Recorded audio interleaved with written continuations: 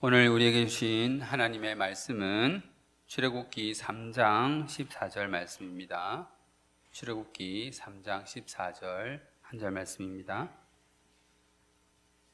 찾으셨으면 다 같이 한 목소리로 읽겠습니다. 시작. 하나님이 모세에게 이르시되 나는 스스로 있는 자이니라. 또 이르시되 너는 이스라엘 자손에게 이같이 이르기를 스스로 있는 자가 나를 너희에게 보내셨다 하라. 네, 여러분 안녕하십니까? 네. 자, 오늘도 즐거운 교리 공부 시간이 돌아왔습니다. 여러분 이 시간 사모하는 시간이 되길 바랍니다. 교리를 잘 알면 알수록 여러분들 성경 읽는 데에 많은 도움이 될 것입니다. 우리가 지금까지 배운 소교리 문답에 대해서 다시 한번 상기해보는 시간을 가지도록 하겠습니다. 중요하니까 반복하겠습니다. 자, 1문 1답을 우리 천천히 한번 읽어볼까요? 시작. 사람의 첫째 되는 목적은 무엇입니까? 사람의 첫째 되는 목적은 하나님을 영화롭게 하고 그분을 영원토록 즐거워하는 것입니다. 자, 우리가 1문 답을 하면서 하나님의 영광에 대해서 얘기했었죠.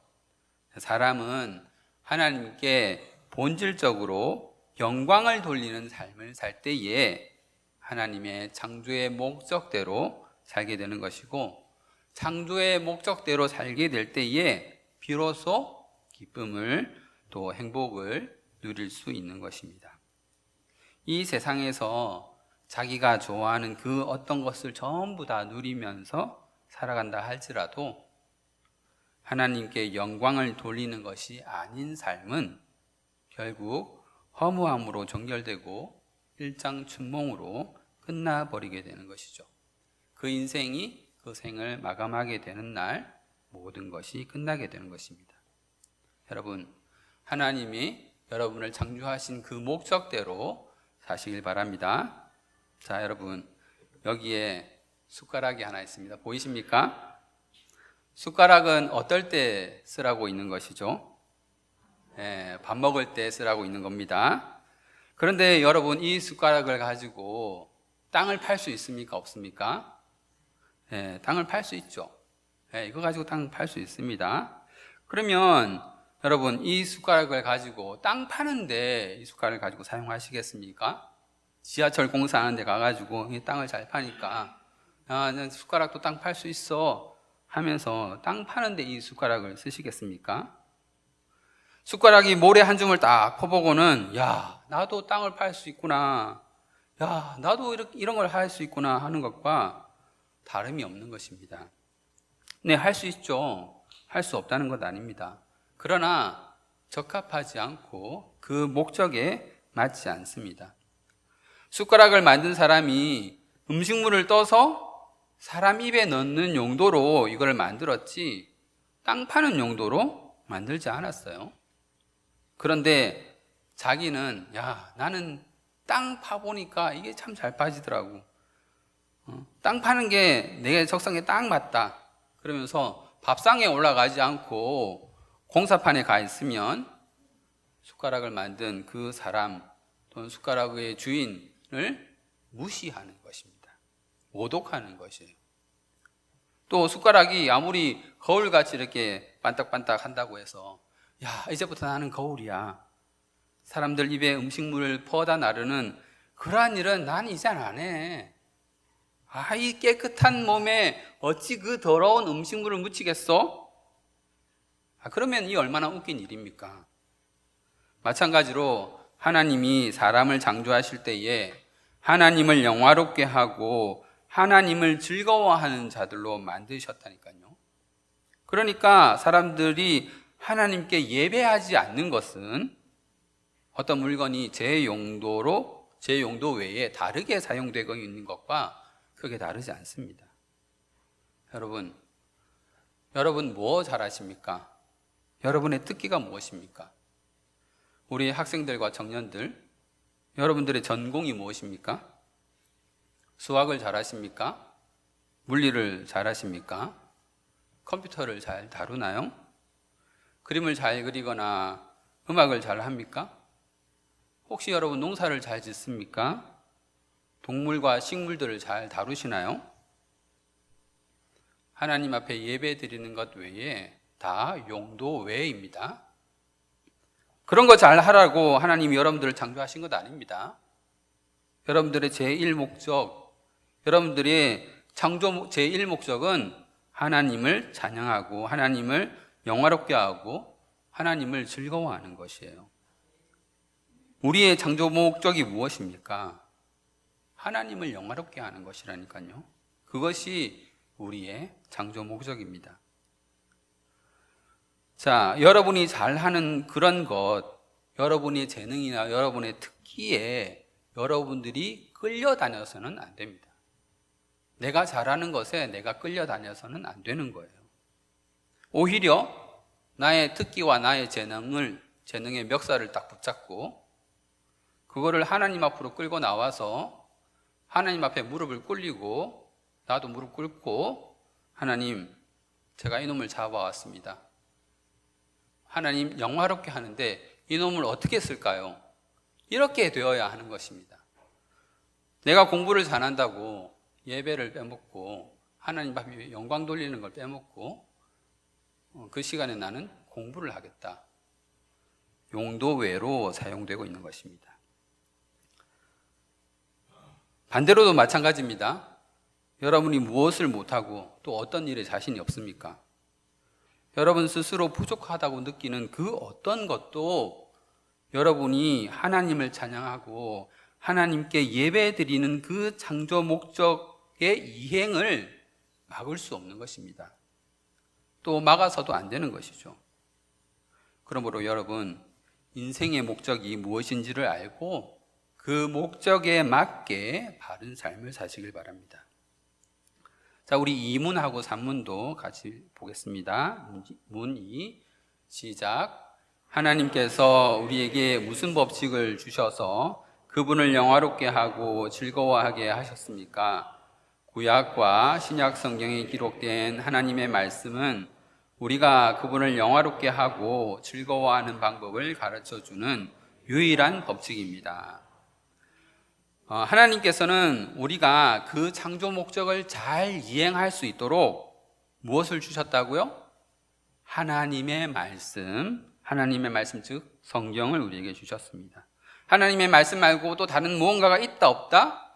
없다. 하나님의 말씀만이 우리를 본래의 창조 목적에 맞게 가르칠 수 있는 유일한 방법이라는 것을 잊지 마시기 바랍니다. 산문 보도록 하겠습니다. 산문 다 같이 읽어볼게요. 시작. 성경은 주로 무엇을 가르칩니까? 성경은 주로 사람이 하나님에 관하여 믿어야 할 바와 하나님께서 사람에게 요구하시는 의무를 가르칩니다. 자, 성경이 가르치는 바가 뭐다? 하나님에 관하여 믿어야 할 바. 그러니까 하나님의 어떤 것을 믿어야 하는지를 가르친다라는 것이죠. 그리고 하나님이 사람에게 요구하는 것, 그것이 무엇인가? 그것을 가르치는 것입니다. 그래서 오늘은 그 중에 하나님에 관하여 믿어야 할 바에 대해서 조금 더 자세하게 알아보겠습니다. 자, 문 4와 답을 천천히 같이 읽어보겠습니다. 시작. 하나님께서는 어떤 분이십니까? 하나님께서는 영이신데 그분의 존재와 지혜와 능력과 거룩과 공의와 선하심과 진실하심이 무한하시며 영원하시고 불변하십니다. 자, 우리가 어렵죠? 많이 나오니까 그냥 한 개씩 살펴보도록 하겠습니다. 먼저 요한복음 4장 24절을 다 같이 한번 읽어보겠습니다. 시작. 하나님은 영이시니 예배하는 자가 영과 진리로 예배할지니라. 자, 앞에 하나님은 영이신데 라고 하셨죠. 영. 여러분, 영이 무엇입니까? 영. 헬라어로는 푸뉴마라고 하는데 그 영이 어떤 존재죠? 영화를 많이 보신 분들은 막 연기같이 뭉글뭉글한 그런 눈에 보일 듯 말 듯한 그런 존재를 생각할 수도 있을 것입니다. 자, 그 비슷한 게 있죠. 유령. 유령은 그럼 뭔가요? 예수님이 물 위를 걸어오시니까 제자들이 예수님 보고 뭐라고 그랬습니까? 유령이다. 유령이다 그랬죠? 영은 유령하고 비슷한 것일까요? 자, 헬라어로 유령은 판타스마라고 합니다. 판타스마. 단어가 다르죠? 영은 푸뉴마라고 하고 유령은 판타스마라고 합니다. 판타스마의 뜻은 무엇입니까? 보이기는 하지만 비물질적인 초자연적인 존재. 제자들이 이제 유령이라고 말했잖아요. 그거를 이제 자세히 살펴보면 이런 겁니다. 내 눈에 보여. 예수님 뭔가가 물체가 내 눈에 보여. 그런데 이게 사람은 아니야. 사람이어서도 안 되고 이게 뭔가 이상한 거야. 왜냐하면 물 위에 뭐가 있을 수는 없잖아요. 그렇죠? 사람이 아니어도 돌멩이라도 그 물 위에 폭풍치는 물 위에 뭐가 있을 수는 없잖아요. 그렇죠? 내 눈에 보이는데 초자연적이고 비물질적인 그런 존재가 내 눈에 보였다. 그래서 그거를 유령이라고 이렇게 말을 한 겁니다. 판타스마라고 말을 했죠. 우리 다시 영으로 돌아가 봅시다. 영은 무엇일까요, 그러면? 성경을 통해서 살펴보도록 하겠습니다. 누가복음 24장 36절에서 43절까지 말씀입니다. 한 절씩 교독하고 마지막 절 같이 읽겠습니다. 이 말을 할 때에 예수께서 친히 그들 가운데 서서 이르시되 너희에게 평강이 있을지어다 하시니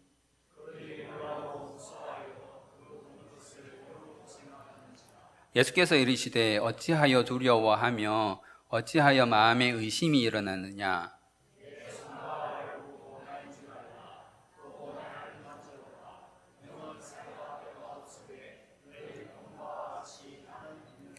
이 말씀을 하시고 손과 발을 보이시나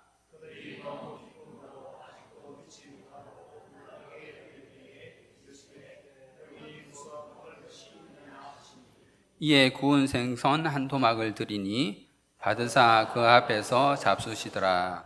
자, 37절에 제자들이 예수님을 무엇으로 생각했다고 했죠? 영으로 생각했다고 했죠. 아까는 유령이라고 그랬으면서 지금은 또 영이라고 그러네요.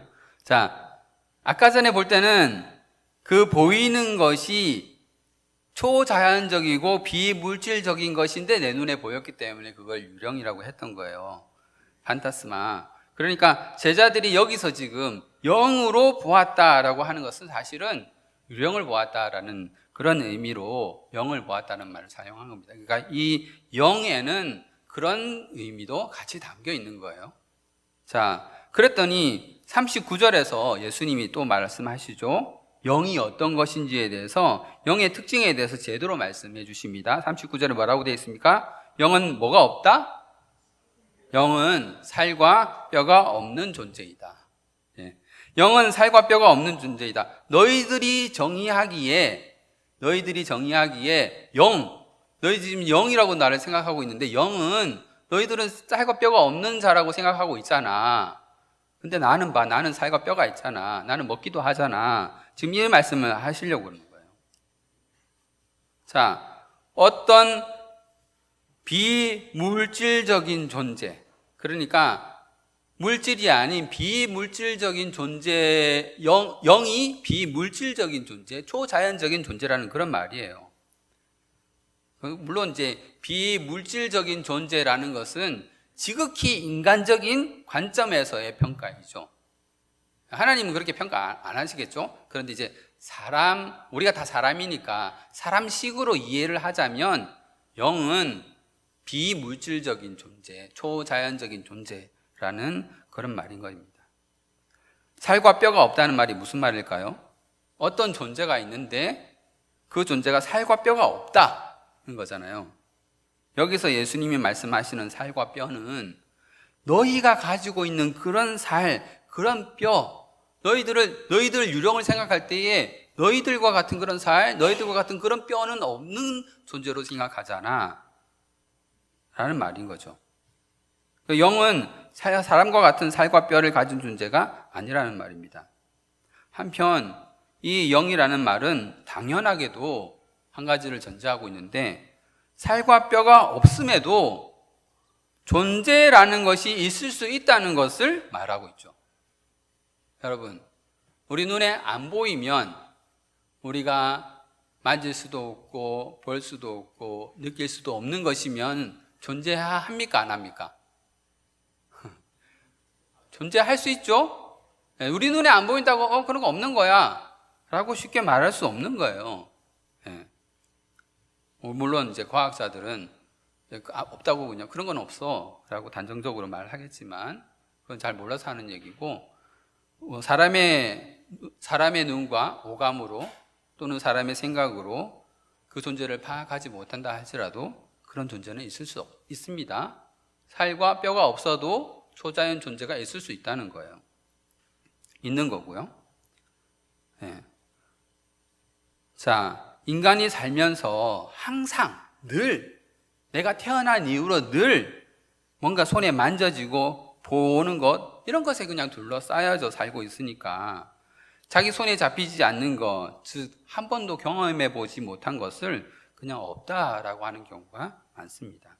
그리고 그런 존재에 대해서는 깊이 생각도 하지 않습니다. 그래서 영은 인간의 입장에서는 이해가 되지 않는 그런 존재인 것이죠. 살도 뼈도 없는데 어떻게 존재할 수가 있나요? 그런 것이 바로 인간의 생각이고 인간적인 생각인 것입니다. 그러나 살과 뼈가 없음에도 그러한 존재가 있을 수 있고, 예수님이 말씀하셨잖아요. 너희들이 생각하는 그 영은 살과 뼈가 없는 존재잖아. 예수님은 그 영의 특징으로서 그 살과 뼈가 없는 존재라는 것을 인정하신 것입니다. 살과 뼈가 없다는 것은 시각적으로 또는 촉각적으로 살과 뼈가 없다, 그런 뜻이 아닙니다. 그러니까 안 보이고 만질 수 있는 살이 없고 뼈가 없다, 그 정도만이 아니고, 그러면 영이 살과 뼈는 없는데 냄새는 납니까? 냄새는 나는 거 아니죠. 영과 살과 뼈가 없는데 들리기는 합니까? 그것도 아니죠. 맛은 느낄 수 있습니까? 그러니까 대표적으로 시각하고 촉각적인 그런 의미에서 살과 뼈가 없다고 말씀을 하신 것이지, 이것은 그러니까 너희들이 감지해내지 못하는 인간과는 다른 존재, 비물질적이고 초자연 존재라는 것을 말하는 것입니다. 자, 그래서 영은 결국 무엇을 말하느냐? 인간과는 다른 존재라는 것을 말하는 것입니다. 영은 사람과는 다른 존재이다. 우리가 하나님을 생각할 때에 사람처럼 생각해서는 안 됩니다. 하나님은 사람과 다른 존재입니다. 자, 하나님이 영이시라는 것은 인간 차원의 존재가 아니라는 말씀입니다. 사람이 볼 수 없고 만질 수 없는 그런 존재라는 것입니다. 사람의 능력으로는 영이신 하나님을 감지해낼 수 없는 것입니다. 내가 하나님을 한번 느껴봐야겠다. 눈을 딱 떴는데 하나님 안 보였어. 다시 한번 해볼까? 이게 아니라는 거예요. 하나님 한번 만져볼까? 이게 아니라는 거예요. 그러니까 하나님을 사람의 수준으로 막 끌어내려가지고 하나님 무슨 만질 수 있거나 볼 수 있거나 맛을 보거나 귀로 듣거나 이게 아니라는, 사람과는 다른 존재라는 의미에서 우리가 영이라는 말을 더 이제 자세한 이야기를 할 수가 없는 것이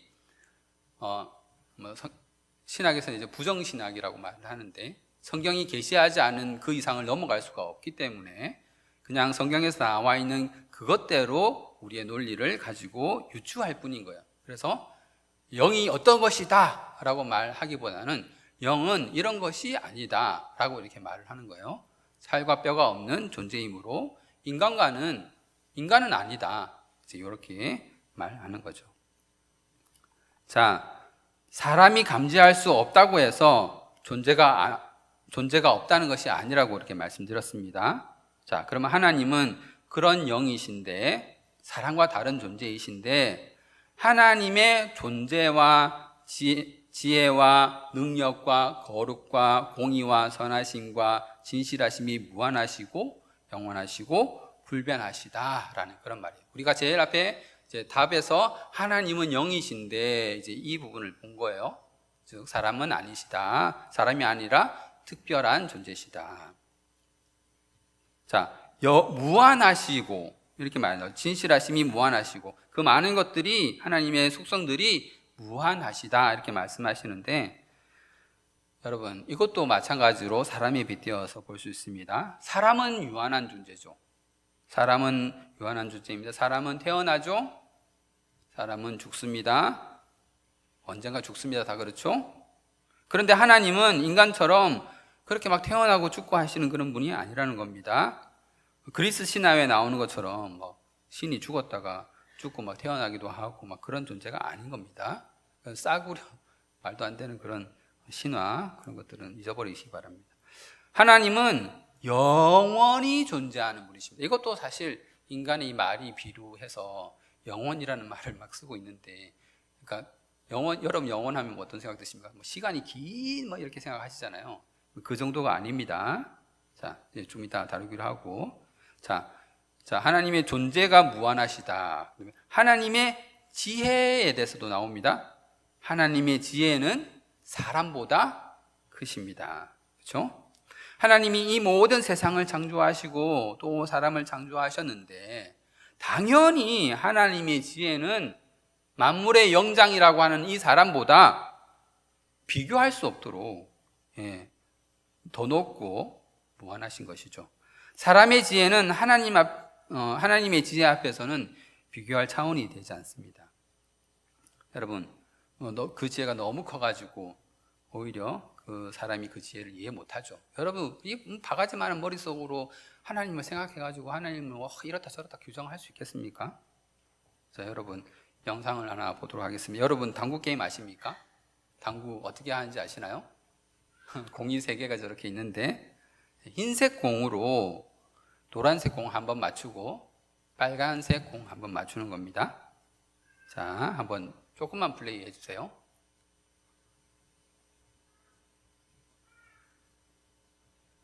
자, 스톱. 아니, 흰색 공으로 노란색 공하고 빨간색 공을 맞추는 건데 지금 선수가 지금 어디로 지금 공을 보내려고 하는 겁니까?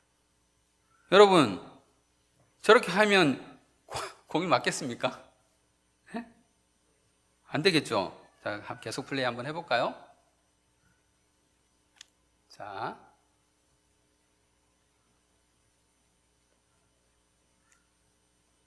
소리가 안 나오네요.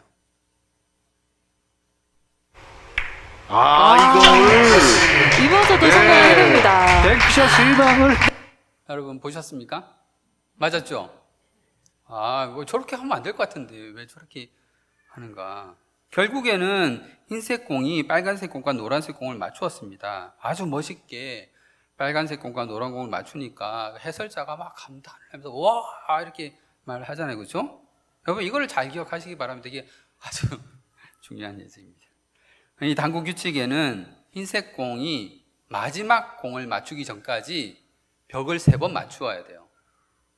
그러니까 공 2개를 맞춰야 되는데 마지막 공을 맞기 전까지 그 네모난 벽을 3번 맞추어야 돼요. 3번 맞추고 2개를 다 맞춰야 되는 거예요.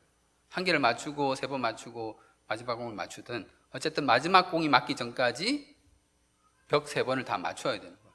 제가 이제 이걸 말씀 안 드렸으니까 그런 줄 모르셨겠죠. 만약에 모르시는 분들은. 그런데 이제 그런 지혜도 없으면서 막 선수한테 야 네가 그렇게 치면 어떡하냐고 지금 그래가지고 빨간 공하고 노란 공이 맞겠냐고 그렇게 훈수를 두면 이게 얼마나 웃긴 일입니까? 흰색 공이라고 생각해 봅시다. 내가 흰색 공이야. 그런데 선수가 나를 지금 치려고 그래.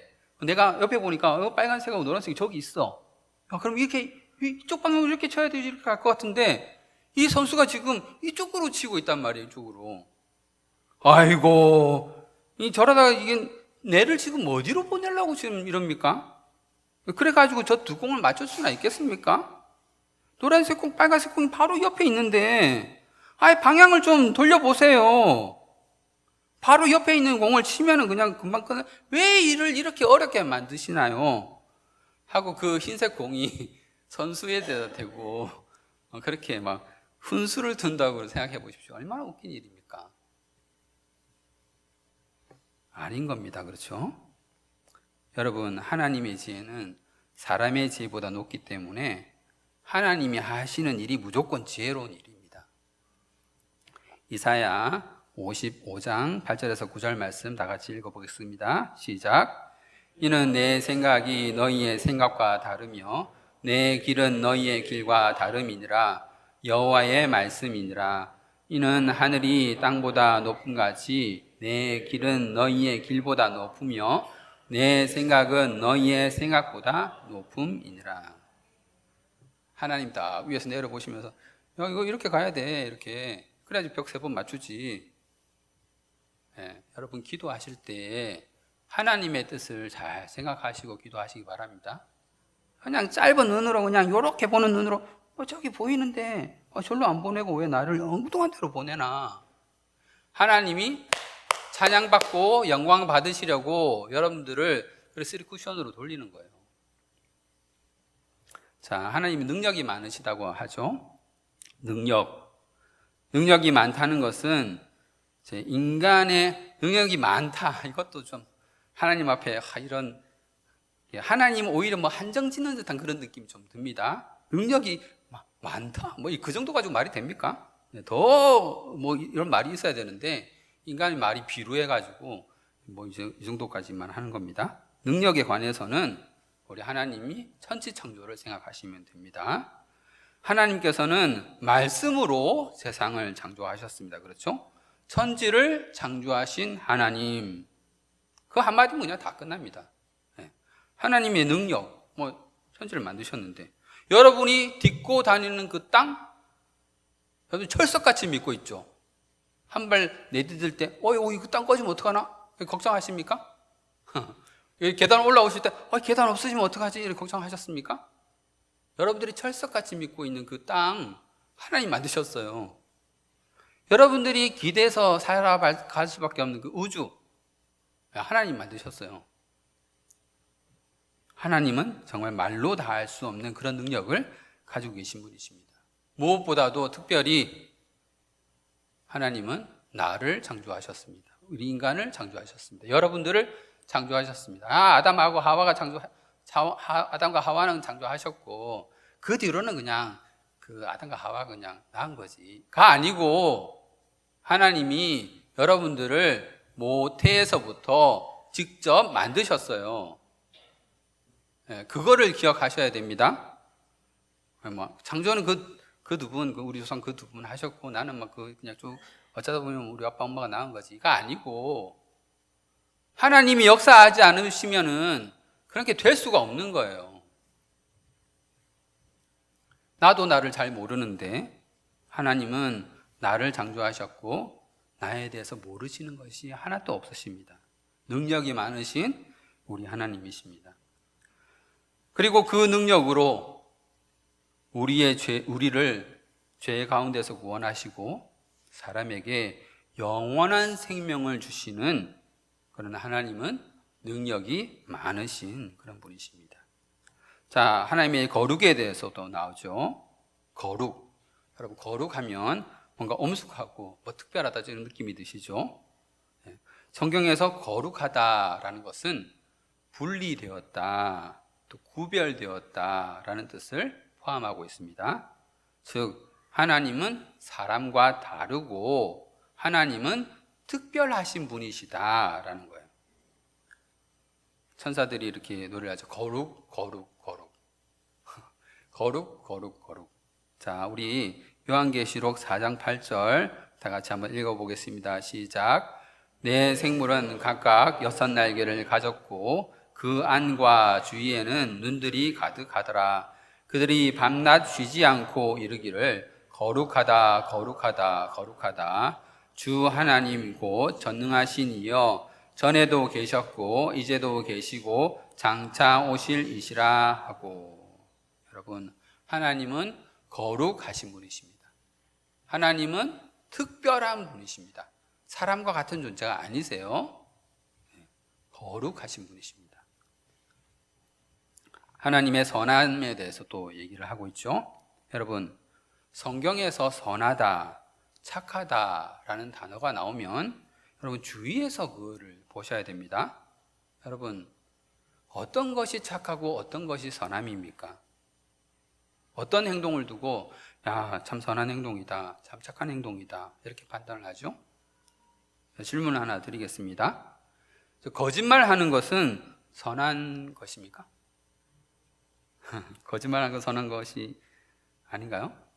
흔히들 거짓말하는 것은 선한 일이 아니다라고 생각합니다. 그렇죠? 여러분 다 그렇게 생각하셨죠? 이렇게 말하면 저 사람이 저 무슨 말을 하려고 지금 저런 말 하나 이렇게 생각할 텐데. 네. 자, 그러면 기생 라합이 정탐꾼들을 숨겨준 것은 선한 것입니까? 아닙니까? 선한 것이죠. 아니, 여리고 왕이 기생 라합에게 사람을 보내가지고 야, 정탐꾼 너네 집에 들어갔잖아. 빨리 내놔. 그랬을 때 기생 라합이 거짓말 했습니까? 안 했습니까? 거짓말 한 것은 선한 게 아니라면서요. 근데 그 기생 라합이 한 건 선한 거고, 그렇죠? 기생 라합이 벌써 갔으니까 빨리 쫓아가 보세요. 그래놓고 그 사람들 다 이렇게 거짓말 시켜가지고 다 보내놓고 자기는 올라가가지고 내가 그 사람들 돌려보냈으니까 여리고성 점령할 때 나는 살려주세요. 그랬잖아요. 여러분, 살인은 선한 겁니까? 아닙니까? 점점점 이제 이거 무슨 말 하려고? 살인은 악한 일인가요? 하나님께 온전히 바쳐진 물건을 훔친 자를 하나님께서는 불사르라고 했습니다. 그렇죠? 하나님께서 살인을 명령하셨습니다. 그래서 온 이스라엘이 아간을 돌로 쳐 죽이고 그의 재물을 불살랐지 않습니까? 살인은 악한 일이라면서요. 어떻게 된 일입니까? 여러분, 성경에서 말하는 선, 착함, 그 기준은 하나님에게 있는 겁니다. 사람이 판단하는 게 아니에요. 그러니까 이게 착하다, 아이고 착하네, 잘했네, 좋네 하는 것들을 생각할 때에 여러분 잘 생각해 보세요. 왜 그런 말을 합니까? 내가 보니까 네가 잘했어. 내가 판단했다는 거잖아요. 내가 판단했는데 잘했어. 그럼 그 판단은 어떻게 한 겁니까? 나의 윤리 도덕을 기준으로 너를 판단했어. 그래서 네가 그 윤리 도덕에 비추어 볼 때에 너는 착한 거야. 그 윤리 도덕은 어디서 왔습니까? 어려서부터 계속 엄마 아빠한테 사회적으로 들었잖아요. 아버지 하면 안 돼, 물건 훔치면 안 돼, 이런 것들 다 들어왔잖아요. 횡단보도 건널 때는 요즘은 손 안 들나요?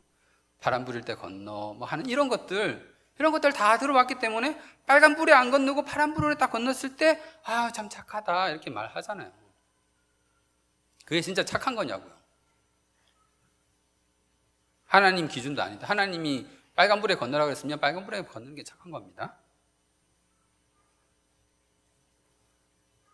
사람들이 자기 나름대로 자기들의 사회 질서를 유지하기 위해서 만들어 놓은 세상 윤리와 도덕을 기준으로 착하다, 착하지 않다를 결정하는 것이 아닙니다.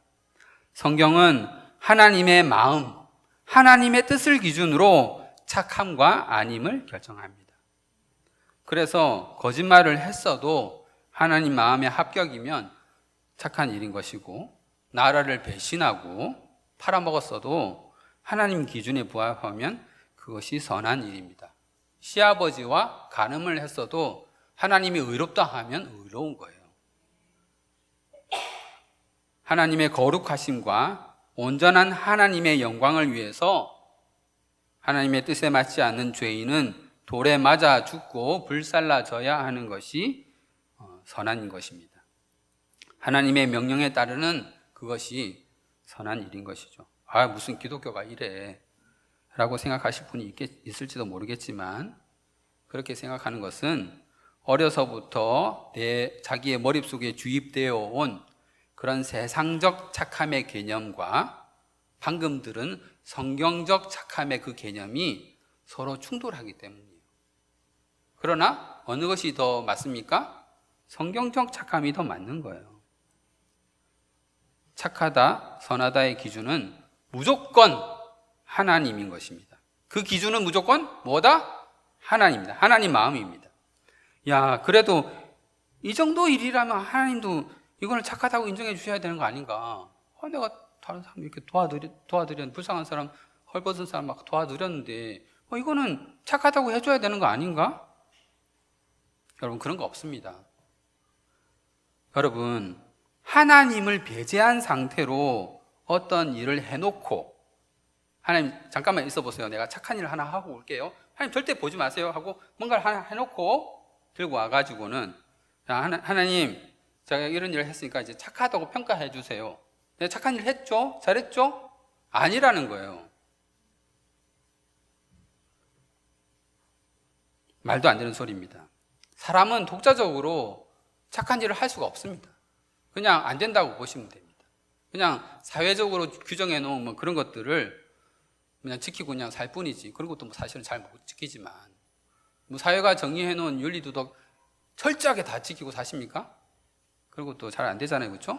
그것도 잘 안 하고 안 되고, 하나님 마음에 뭐 하나님 빼놓고 하나님 배제해 놓고 막 자기가 뭔가 해 놓고 하나님 앞에 이렇게 말도 안 되는 소리입니다. 마치 그거는 어떤 거나 마찬가지냐면, 바퀴벌레가 서로 도와야 되잖아. 그러면서 자기 뱃속에 있던 걸 쫙 꺼내가지고 옆에 있는 바퀴벌레한테 이렇게 먹여줍니다. 그러면 옆에 있는 바퀴벌레 그걸 먹겠죠. 더러운 얘기를 해서 좀 그런데 먹겠죠. 그러면은 내가 내 이웃을 도왔어. 그리고 사람한테 와가지고, 사람이시여, 제가 내 이웃이 굶어 죽어가는 거를 제가 제 걸 토해가지고 먹여서 살려줬습니다. 착해줘. 잘했죠? 그러면 그 사람이 그걸 보고 있다가 어떻게 하겠습니까? 바퀴벌레 이거. 네, 그런 겁니다. 여러분 착한 거, 여러분들이 사회 질서를 뭐 지키고 하는 거 하나님 앞에 아무런 소용 없습니다. 그러니까 하나님 입장에서 나온 그것을 행할 때에 여러분들이 거기서 착함을 인정받는 거지. 하나님을 딱 빼놓고, 세상 사람도 하나님 인정합니까? 안 합니까? 안 하잖아요. 그러니까 지금 제가 말하는 그 착함 잘 생각하십시오. 세상 사람들이 인정하지 않는, 하나님을 빼놓고 생각하는 그 무리 속에서의 그 착함을 하나님 앞에 들고 가서 이거 했다고 할 수 없는 것입니다. 하나님 없이 무슨 일을 해놓고 그것이 무슨 일이 되었던 하나님에게 선하다는 평가를 들을 수는 없습니다. 그럼 자, 정리해 봅시다. 하나님께서 하나님 뜻대로 하시는 일이 모두 선한 일입니다. 끝. 네. 하나님이 하나님의 뜻대로 하시는 그 일이 선한 일입니다.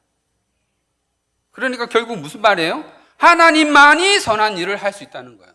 사람은 못해. 사람 못하고 하나님만이 선한 일을 할 수 있어요. 왜냐하면 하나님이 자신이 마음대로 하시는 거니까. 자신의 마음, 하나님 마음에 들어야 선이고 하나님 마음의 뜻대로 해야지 선인인데, 사람은 하나님 뜻을 몰라. 지 마음대로 해. 그건 선이 아니지. 그건 성이 아닌 거예요. 그러면 성경에서 선을 행하라고 그러는데, 그럼 어떻게 선한 일을 할 수 있습니까? 라고 물어요. 사람이 선한 일을 하는 방법은 그럼 무엇입니까? 라고 물을 수 있죠? 좋은 질문입니다. 사람이 선한 일을 할 수 있는 방법이 딱 하나 있는데 무엇이겠습니까?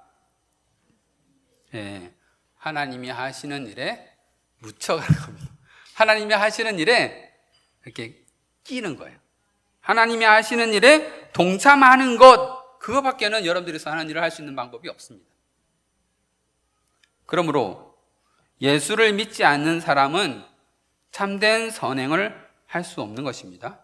세상적인 선행이 아니겠죠. 서로 바퀴벌레 서로 나눠 먹듯이 서로 나눠 먹고 입혀주고 재워주고 먹여주고 하겠죠. 그렇지만 그거를 하나님 앞에 내가 이렇게 했으니 이거 예수 안 믿어도 천국 보내줘야 되는 거 아니에요? 말할 수 없다는 겁니다. 오직 예수 믿는 사람만 예수님의 일에 동참함으로 하나님이 인정하는 착한 일을 할 수 있는 것입니다. 예수님은 하나님이시잖아요, 그렇죠? 예수님이 하시는 그 일은 하나님 마음에 쏙 들기 때문에 선한 일이에요.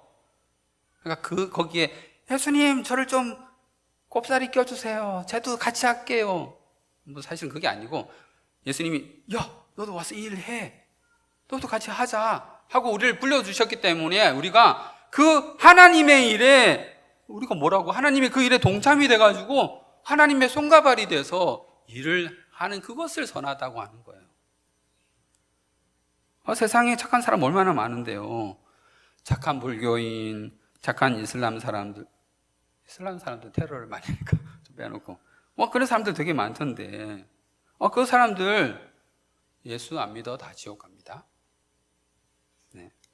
세상 사람들 눈에 사기꾼처럼 보이고 강도처럼 보이고 나라 팔아먹은 배신자처럼 보여도 예수를 믿음으로 하나님 마음에 합격이면 하나님에게 선하다 인정받는 것입니다. 자, 이러한 하나님의 속성들이 무한하고 영원하고 불변하다라고 합니다. 그렇죠? 예, 영원에 대해서 한번 살펴보겠습니다. 시편 90편 2절 한번 읽어보겠습니다. 시작. 산이 생기기 전 없나요? 제가 읽어드리겠습니다. 산이 생기기 전 땅과 세계도 주께서 조성하기 전 곧 영원부터 영원까지 주는 하나님이시니다. 자, 시편 기자는 영원부터 영원까지라고 이제 표현을 했죠. 문맥상 앞에 있는 영원부터 해서 영원은 창세전을 의미하는 아주 오래된 과거를 말하는 겁니다. 오래된 과거를 말할 때 영원이라고 이렇게 말했어요. 생각만 해도 아득한, 여러분 뭐 창세 때 기억나십니까? 그때 뭐 태어나지도 않았으니까 잘 모르겠죠. 창세 때 계셨던 분 안 계시죠? 네. 오래된 과거, 뭐 아득하게 뭐 몇천 년이라고 하더라고요. 6천 년 전 뭐 그러면서 아주 오래된 그 과거를 생각할 때 영원, 옛날 사람 영원 이렇게 말했어요. 그리고 이제 뒤에 나오는 영원은 과거의 영원에 대조되는 그런 영원이죠. 그래서 미래의 영원. 그러니까 한마디로 이 시편 기자도 이제 말을 할 때에 인간의 말을 이제 썼는데 그 영원이라는 거를 그런 시간적, 그러니까 과거에서 미래로 흘러가는 그런 시간적 개념을 가지고 그러니까 영원에서 영원까지 이제 이렇게 이제 말을 한 거예요. 예. 사람의 표현이라는 게 참 비루하죠. 제한적이고 하나님의 속성을 있는 그대로 다 표현할 수 없습니다. 그러나 나름 이제 한다고 하는 게 이제 그런 겁니다. 시간을 과거에서 미래로 가는 것으로 시편 기자는 표현을 했습니다. 물론 이제 그 사람은 그 시간에 제약을 받죠. 현재를 우리가 살아가고 과거의 일을 기억을 하지만 과거로 돌아갈 수도 없고 미래로 당장 뛰어가고 싶지만 미래로 당장 뛰어가지고 그 점프해서 못 가잖아요. 그렇죠? 그런 시간의 제약을 받으시는 분이십니다. 근데 시편 기자도 물론이고 우리도 물론이고 하나님의 천지창조를 장색 때를 본 적이 아무도 없는데 사람은 존재할 수 없는 때가 장세인데 보세요. 그 창세보다 더 이전을 말합니다. 야, 창세도 지금 아득하게 뭔 영원이라고 그러는데 창세보다도 더 전. 그럼 어떻게 되는 거예요? 창세는 시간이 시작된 걸 말하는 거잖아요. 그렇죠? 창세, 세상이 시작된 것. 세상이 시작되면서 시간도 다 만들어졌기 때문에. 그러면 창세보다 그 전은 또 뭐라고 그래야 돼? 이제 그런 이제 말이 나온 거죠. 하나님이 거기에 계신다는 거니까 시간 밖에 계시다는 소리야, 한마디로. 그러니까 시간이 하나님한테 적용이 돼가지고 하나님 뭐 과거에 있는 하나님, 현재의 하나님, 미래의 하나님 각각 뭐 다르다 뭐 이렇게 할 수 없는 거예요. 하나님은 시간 밖에 계세요. 시간을 만드신 분이시잖아요. 시간의 제약을 왜 받으시겠어요? 하나님이 시간을 만드셨는데 창조하신 분, 창조자가 그 창조물에 의해서 제약을 받겠습니까? 말이 안 되는 것이죠.